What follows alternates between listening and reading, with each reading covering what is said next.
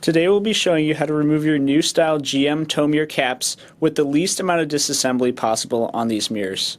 This procedure can be performed on the vehicle or on the bench. First thing you want to do is remove the lower glass here. So what you'll want to do is angle the upper glass down.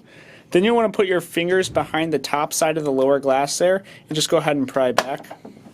You want to go ahead and loosen both lower screws for the shroud here behind the bottom glass.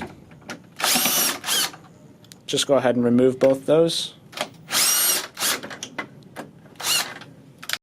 Next, you'll want to gently lift off the lower shroud here, and the lower cap will just slide right out. You may have to wiggle it forward a bit and it'll pop right out. Next, just go ahead and push the upper glass all the way up.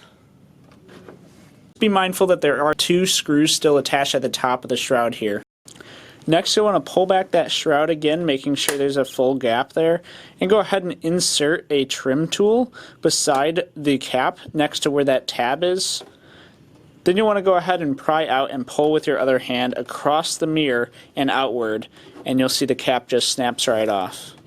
Next, you want to make sure the shroud is seated fully flush like it was previously. Then you'll go ahead and insert the two bottom screws.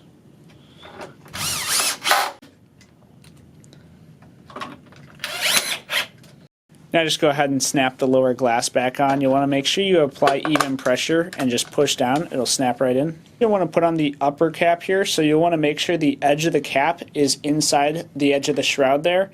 Once that's inside, you'll want to go ahead and press on the outer edge of the cap until the cap is fully snapped into place. Now you want to go ahead and install the lower cap. So to do this, you'll want to start with the outer edge and make sure that tab is inserted inside the shroud.